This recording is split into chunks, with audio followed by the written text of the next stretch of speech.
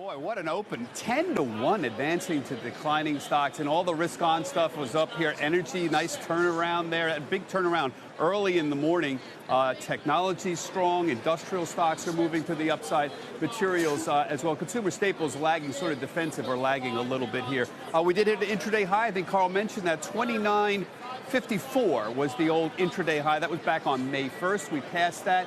We're now looking to see whether we can get a closing high. And for a lot of technicians, folks, that's what matters. It's 29.45. That was back on April 30th. Sorry, May 1st was the intraday high. So the sector leaders here, what's got us here? Well, we've been mentioning the defensive. Real estate's a new high. Utilities at a new high. Essentially, consumer staples at our new high. Let's not quibble about it. 1/10 of a point. Consumer discretionary is a 1/2 a point away. Technology, which is the one that really matters, also essentially right near a new high. But there's been a number of laggards out there. We have noted energy's been terrible performer all throughout the year. That's a good 20% below the old highs. The Russell is 10%, the Dow transports, and even the mid caps lagging a little bit. We've mentioned that a few stocks have been really important in terms of getting us to the new highs, and these are these super cap names here, like Microsoft and Apple and Amazon and Facebook.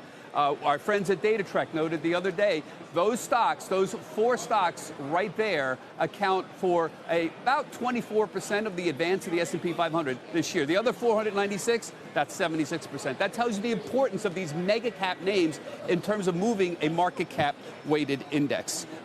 We're all moving on here today, and right behind me, we've got IPO Palooza. Slack is going to be going public here. The important thing is it's not technically an IPO. They're sort of treating it like one here. There was no underwriting. There was nobody coming in and saying, we're going to buy up your shares and sell them to somebody. There was no roadshow that's going on, but it is going public, and that's what matters to everyone, so let's not quibble too much. The NYSE this morning, late last night, set a reference price of $26. How did they make that number up? Well, that's around the price that it's been trading in a fairly active private market for the last several months. We had a very long history of this, fortunately, with Spotify, and it worked fairly well, this direct listing methodology. So there's a lot less anxiety about all this direct listing now that we've had a little history of dealing with Spotify. The one thing I can tell you is don't expect to open too early. Remember back Spotify, I think we didn't even get a range until about 10:30 or so, and it didn't open until past 12:30. I don't know if that's going to happen this time,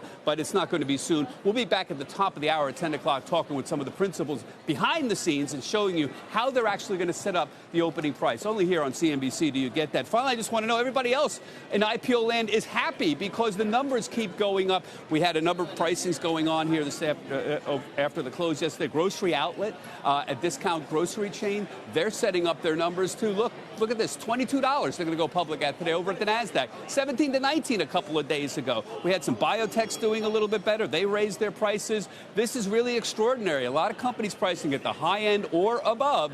So the IPO, I call it the Lollapalooza, keeps going. And how could it not? Look at some of these recent IPOs that we've seen. And we make a big thing about Beyond Meat, but Zoom, CrowdStrike, Chewy, Pinterest, TradeWeb's up almost 60%.